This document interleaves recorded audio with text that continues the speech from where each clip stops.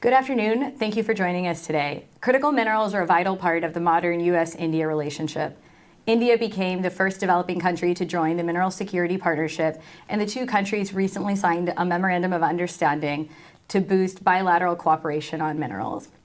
India is the heart of global supply chain calculus if we are to create resilient supply chains.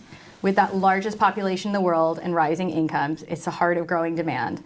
But it also has significant reserves of critical minerals and seeks to be a significant player from the mine to market supply chain. Today, we're really fortunate to be joined by two incredibly distinguished guests to further unpack the India-U.S. critical minerals relationship.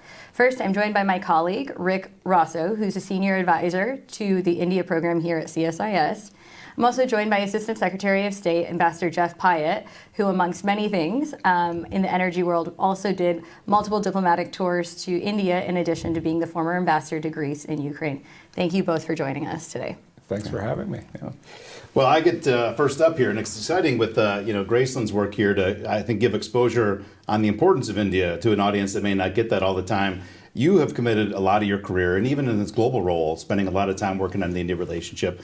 When we talk about critical minerals, and of course, economic security begins at home, like to an American audience, why is it so important to get the critical minerals conversation with India right? May not be immediately obvious to everybody, so here's an opportunity to kind of unpack why. No, well, thanks, Rick, for posing it, and thanks, Gracelin, for putting a spotlight on this, because it really is important. I've said before that I see the U.S. India energy relationship overall as being our most consequential in the world, because India is so big, and its choices about its energy pathway are going to be so important to whether or not we are able to reach our 1.5 degree target and are able to achieve net zero on the timeline that requires.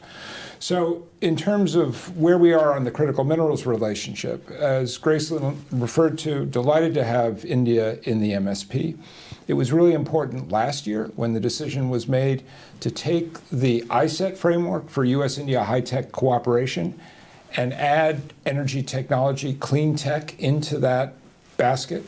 And then more recently, we've had a senior delegation led by John Podesta, who was out in Delhi, and an agreement for our two governments to work together really hard on the broader question of supply chain diversification.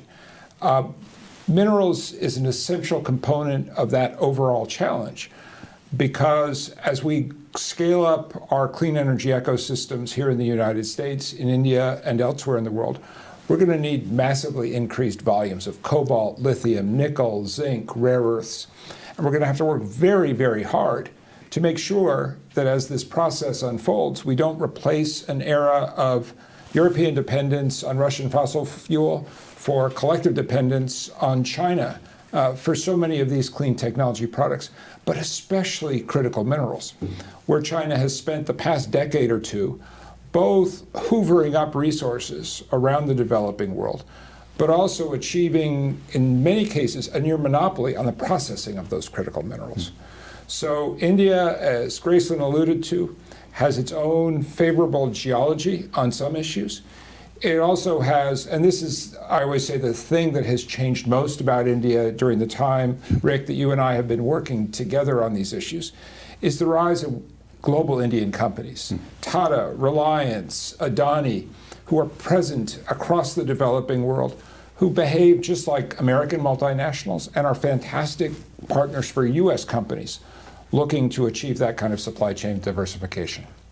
Well, compelling argument, one that we have obviously committed a lot of our careers to so far. But you mentioned the Mineral Security Partnership. I wonder if you can unpack a little bit more. What does it mean? What impact do you think ultimately this is going to have for India coming on board as a member for both of our countries, for the other members? So, just to unpack the MSP a little bit and let our viewers kind of understand a bit more about what this is meant to lead to. So first point, it was a real breakthrough when during Prime Minister Modi's state visit to Washington last year, we brought India in as a full member of the Mineral Security Partnership. It was the first developing country to have that role. And I have to say, as somebody who was an advocate for doing this, India has exceeded expectations in terms of how seriously they have participated in the MSP process, what they bring to bear in terms of their different profile. India is part of the global south. It's a developing country. When it sits down with counterparts in South Asia, Southeast Asia, Africa, Latin America. It's just a very different conversation than what happens if an American official shows up or a European official shows up. Also, really, really important, and I hope we can get into this a little further later, I talked earlier about the rise of global Indian companies. The fact that you have Indian firms which are making significant investments here in the United States in the energy transition, critical minerals, battery space is a really, really revealing indicator of how this conversation is changing. We see India not just as a partner in terms of what it's doing at home, but also as a country that is ideally suited to partner with the United States globally as we seek to grow those supply chains that I talked about, to meet the high ESGs that are a fundamental aspect of the MSP approach. Because when we come into a room, and this is what I think has been so powerful about the MSP, when a developing country sits down with the MSP partners, that country knows that it's going to be engaging with governments and companies that are committed to high standards of environmental protection, high standards for worker rights, and ensuring that the developing countries also enjoy the benefits of their resources, that this is not just about extraction and export. It's about building the whole value chain and meeting the aspirations of the producer countries as well. One of the things, building on what you said, I was so interested in when I was in the Democratic Republic of Congo last month, is they said the second biggest source of investment in the DRC is India. And this wasn't just in the capital city. This was when you got out to kind of the, down in Kolwezi. It's like right. India is a big player in emerging markets. They're willing to put the capital behind their ambitions. So one of the questions, my question next kind of builds on what you were saying earlier is, we've seen two big Indian battery manufacturing companies recently enter partnerships with Chinese company for the technology they need to manufacture kind of your lithium cells. We know that a lot of the technology that China is using has been developed for decades and is much cheaper, but how can we incentivize technology partnerships between U.S. companies and Chinese companies? Indian companies, you mean. Yeah, that's a fatal error in Washington now. Yes, how do we incentivize them between Indian companies and American companies? So I think two aspects to this. And of course, part of what we're doing as the U.S. government with MSP is mobilizing the full U.S. government economic toolkit. I was just traveling with Rita Jo Lewis, the chair of the Export-Import Bank, and she was talking a lot about what EXIM is trying to do in terms of supporting critical minerals and clean tech investments globally.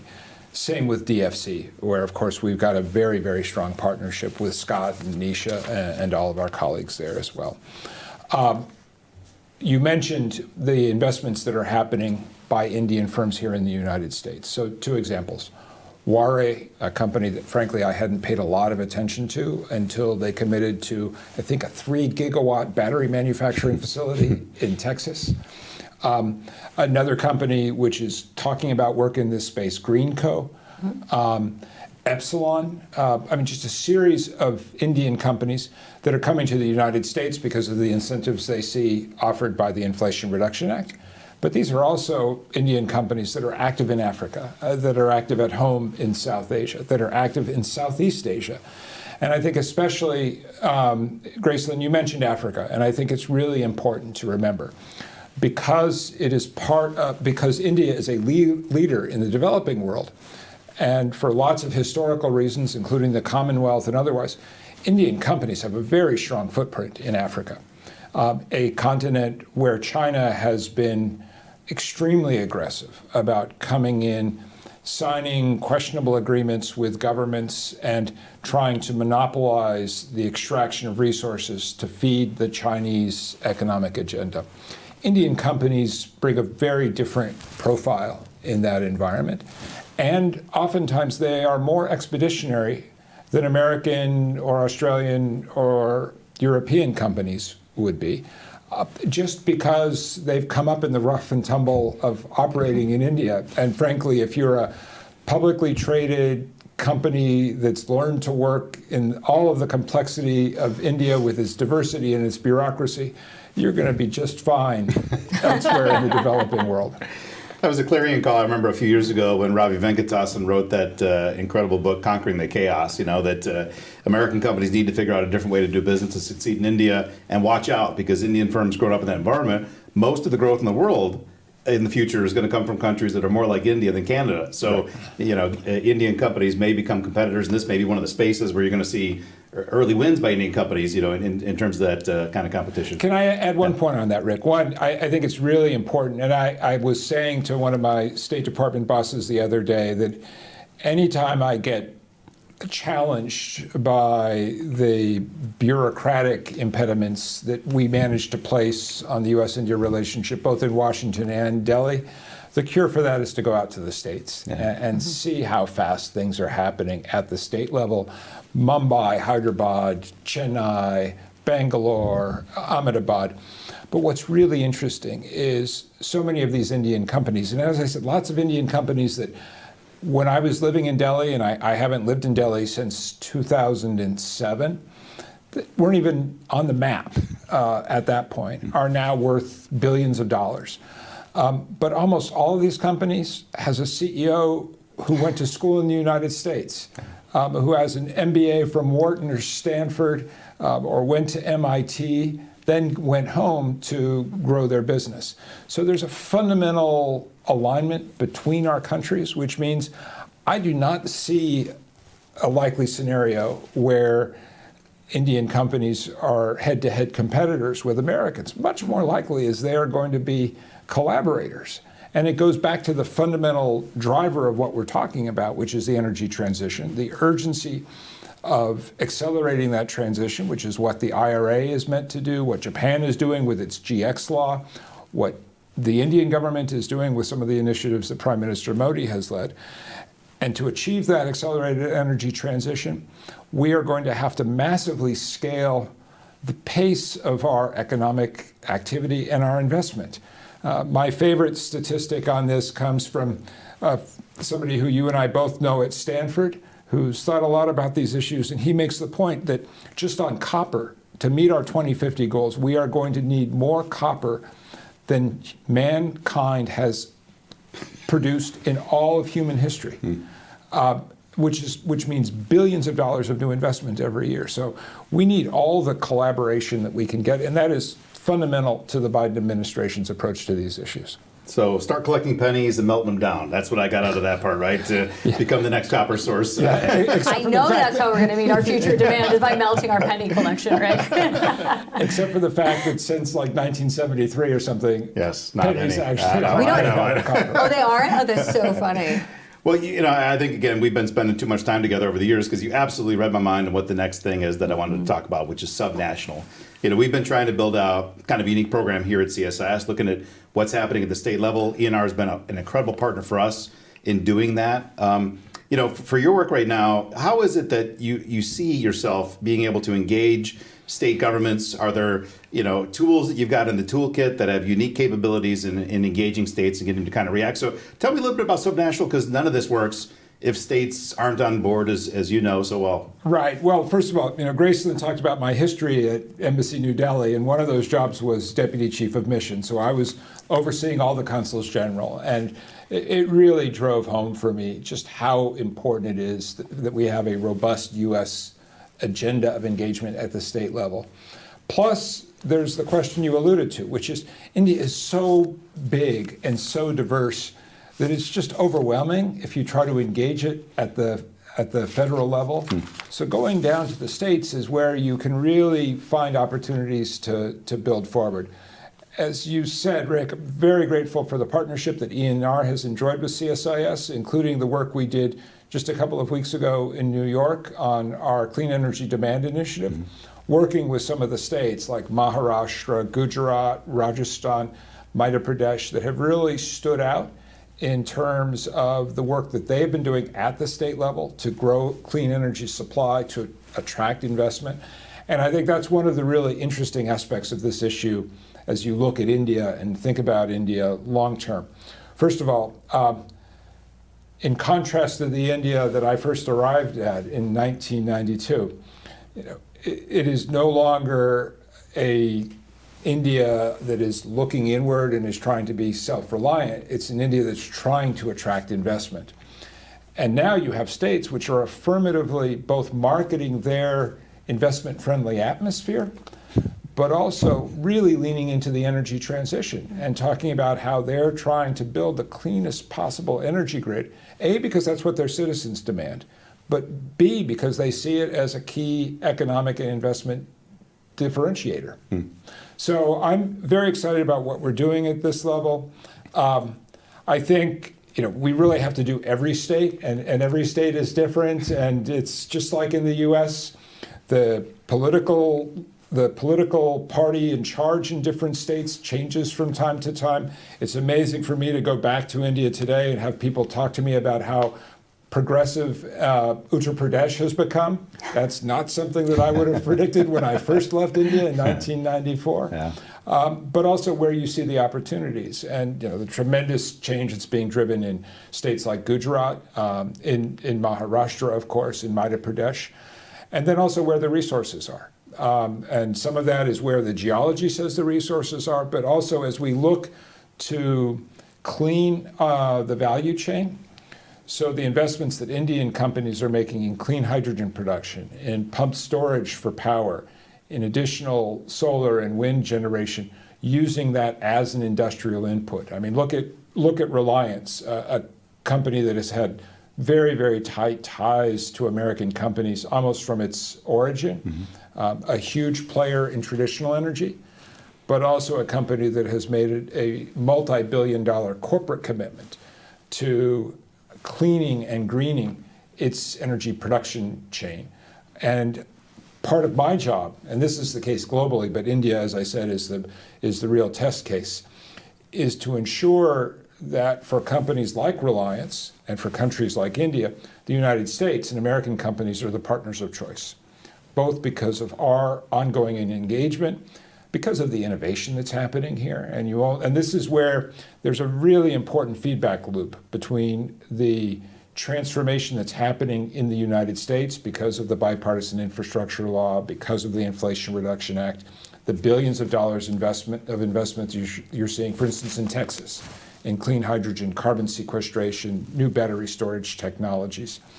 And then leveraging that innovation ecosystem, and something the United States does uniquely well, which is to marry up capital with innovation, and then projecting that into markets like India to scale it and also to build the fabric of our relationship. Yeah. Last point, and I know I've gone on a while on this one, but I don't want to forget, I was with Minister Puri in Houston a couple of weeks ago, and one of the points that both he and I make all the time is, if you look at the overall U.S. India trade relationship, which has, of course, grown dramatically, and as somebody who was working at Embassy Delhi when Ambassador Blackwell made his famous remark about U.S. India trade being flat as a chapati, it's really exciting to see how it's all puffed up now like a big puri. But one of the largest line items in that overall bilateral trade relationship is energy products. And I think that says a lot about both the huge energy demand that is expanding very, very quickly in India, but also the leadership shown by American companies. Yeah. Tees up a really interesting question that I have, which is, when you dig into the minerals, India is one of 2 countries in the world, along with Brazil, that is really rich in beach sand minerals. And one of the biggest ones is rare earths. We know that we've spent over $300 million in the U.S. through our Defense Production Act to build rare earth processing facilities. However, we, as you said earlier, don't get to decide where geology lays itself underground. And so we only have about, 1.3, 1.4% of the world's rare earths, which means that India has about quadruple our reserves, making it a significant ally. And rare earths are important for national security, energy, economic competitiveness. How do you see, particularly if we were to look at something like the rare earth supply chain, which has attracted a significant amount of attention in Washington and beyond because China has that 90% hold on rare earth processing? I'm glad you got to that part of the How conversation. do we, it's a really important supply chain to de-risk, and we don't have a lot of it at home. How do you see, collaboration and partnership over rare earths looking between India and the U.S.? And the fundamental issue is the concentration of processing. And this is where we see a much bigger role that India could play. It actually, because many of these rare earths are both energy minerals, which is what I'm responsible for, but also products with extensive defense applications, it also plays into all of the growth that has happened in terms of the U.S.-India defense relationship, but also issues around co-production, the work being done, again, by companies like Tata, and then significantly, the ideas that lay behind the ISET. So the whole idea behind the ISET framework was to create an initiative led from the White House and the Prime Minister's office by Jake Sullivan and National Security Advisor Doval, which would drive our bureaucracy and help to identify the regulatory and policy impediments on both sides. And I can say this because I say it with love, but in the U.S.-India context, both bureaucracies often compete with each other to see who can be more difficult sometimes in dealing with these issues. With love. But what's happened now is you have a directive from the Prime Minister, from President Biden, driven by the two national security advisors, basically saying to the rest of us in the bureaucracy, you guys figure this out, because it's really, really important to our national security interests. So on your question, Grace, I can't tell you who's going to be the company that's going to figure out how to scale rare earths processing in India.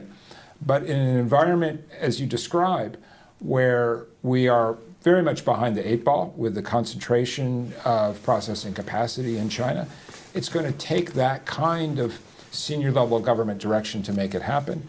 You can look at the examples with Linus in Australia and the investments made by JOGMEC. It took the kind of patient capital that JOGMEC brought to the table to help Linus work its way through the valley of death in the investment cycle. And I think we need to figure out how to crack that problem in the U.S.-India context. That's what we are committed to do now in the context of the supply chain initiative that was announced during the visit that John Podesta, Deputy Secretary of Energy Dave Turk, and Deputy Secretary of State Rich Verma had in August. And it's certainly the spirit in which I sit down with my counterpart from the Ministry of Mines, K.L. Kantha Rao, who I should say has been a terrific, terrific partner as we try to figure out how to deliver on the mandate that we've been given through India's membership in the Mineral Security Partnership. You brought an important point there about Japan and Australia and what we can learn there. I was interested. I was down at a rare earths mine in Namibia, and it was 50% Japanese owned, which you start to see kind of the re-architecturing of supply chains when we go to a lot of these countries, and countries like India and Japan are playing a prominent feature both in terms of sourcing the feedstock. So ultimately, the way, my opinion today was India can actually be a really critical source of feedstock for what the U.S. is investing into its processing facilities. Ultimately, we may not have the resources, but it can be a key supply chain partner. And I thought you were also going to go there in terms of the Quad, because I see so much potential to develop this aspect of the overall Quad agenda. Kurt Campbell says that the fundamental fault line in the Quad is the baseball countries versus the cricket countries. But the other fault line that's worth remembering is the energy importers and the energy exporters. So you've got the United States and Australia as two huge energy exporters, and all categories of energy. And India and Japan as two energy importers. But how we work together, especially because you have four governments among the Quad, all of whom are strongly committed to energy transition, all of whom have companies which, as you point out, Gracelin, cooperate with each other and compete sometimes, and we're four democracies. And so I think the Quad, and Rick knows this. I was there at the ground floor when Kurt Campbell, as Assistant Secretary, first started working on the U.S. Japan-India trilateral. I was PDAS in SCA, and even before that, I was the chargé on the ground during the East Asia tsunami, which was the first sort of quad-flavored thing that we did between our 4 countries. Now we've built a real commitment. President Biden reaffirmed that commitment during the summit at Rehoboth just a couple of weeks ago. But it's still a work in progress in terms of figuring out what is the Quad going to focus on. One of the things that I am absolutely convinced we have to really lean into is our work together on critical minerals, and not just the sort of high policy conversation, but really practical collaboration, and then most importantly, how do we lay track for our companies? Because ultimately, the fundamental aspect of this issue, and frankly, everything that I work on in ENR, is it's going to be driven by the private sector or it's not going to go. Because all of our countries depend on the market-driven decisions that our companies are going to make in terms of allocating capital and then mobilizing our private sectors to deliver a value proposition for their shareholders, but also to advance our national security interests. What we've tried to do as the U.S. government, and especially my team at ENR, is provide an enabling environment for that private sector-led investment and private sector-led growth.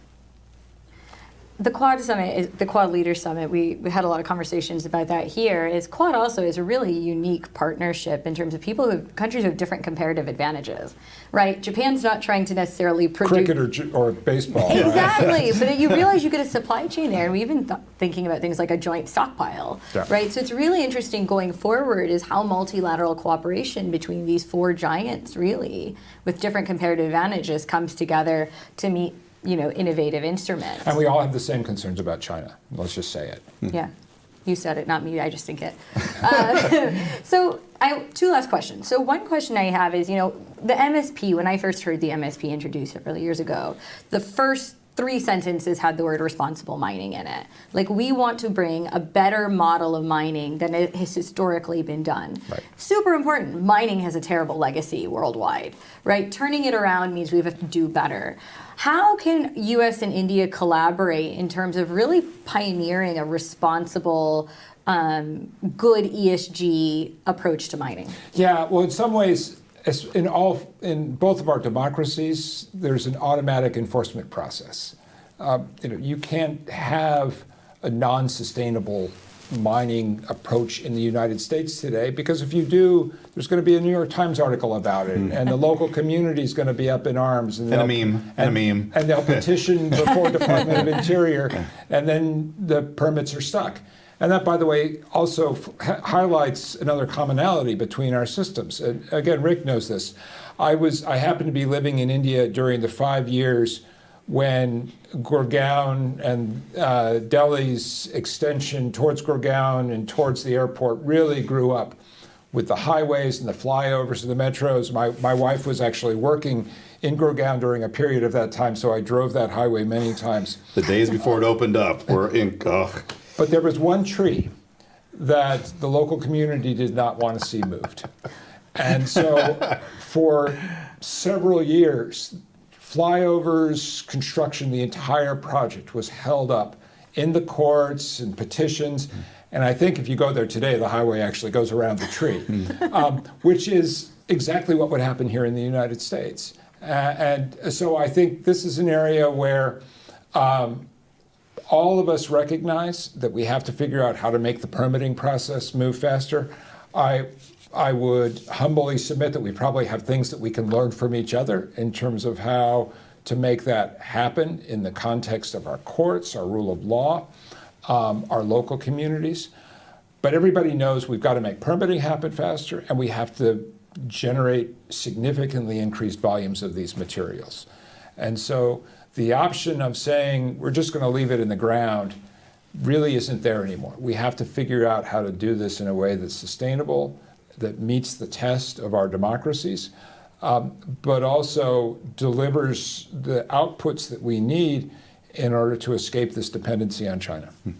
I think that's exactly right. I mean, I always think about the Ernst & Young does a survey every year of mining companies, and they ask CEOs, what is your biggest what are your biggest challenges? And social license to operate tops that list every year, because without that license, it's impossible to mine. And that is requiring sounder and sounder ESG practices. But that's also part of the value proposition that the MSP brings to bear, because when an MSP project is coming forward in a developing country, there's a high level of confidence that that project is going to adhere to the kind of standards that the local communities would want to see, because that's what we as democracies and as MSP partners have committed to. There's no shortcut on that.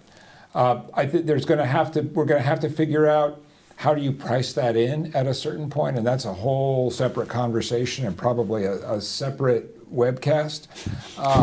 But I think figuring out how do we market that, and I must say, if I look back on the 2+ years of the MSP now, the thing that I hear most consistently from developing countries that I'm talking to about this is, thank goodness that we don't have only China coming to talk to us about these issues anymore. That there's a appreciation of the fact that there are alternative pathways.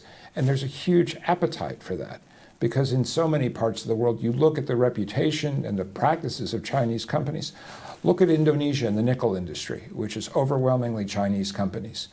It takes 30 seconds of Googling to see all the exposés about poor worker rights, about despoiled environment, about effluent running into the sea, about poor wages, and not to mention the environmental footprint of a lot of captive coal power, which is used to provide the energy for these extractive operations. So we need to figure out, as you said, Gracelin, how do we jointly advocate for and present to the world a better offer? Competition is actually also really healthy. I mean, for a lot of these countries, they've had to take the Chinese investment because there wasn't an alternative source of investment.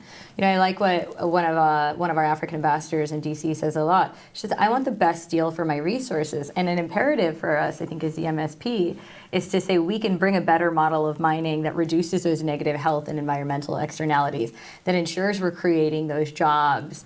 And the joint power of the MSP countries brings quite a lot of value, capital, standards, et cetera. And more than half of global GDP. Yes. And money talks, it turns out. Rick, did you have a... Well, just, last thing on my mind is private sector engagement. Ultimately, this is not going to work. Government can set the table, but you need private companies to step in. How is it that your office pulls in demand signals on the minerals that are going to be most important looking ahead in terms of supply issues? Because what to work on is obviously going to be driven by what companies are going to need in the future. So what does that look like, when I know there are a lot of constraints on openness to companies and concerns about lobbying and such. So how do you balance that with being able to... I don't worry about it for a second, because I've spent 30+ years as an American diplomat, and supporting American companies is at the top of my to-do list. I'm very proud of the partnership that ENR has, for instance, with the U.S. Chamber of Commerce, really around the world. I can't think of a country I've gone to where I'm not doing an AmCham event at some point or another.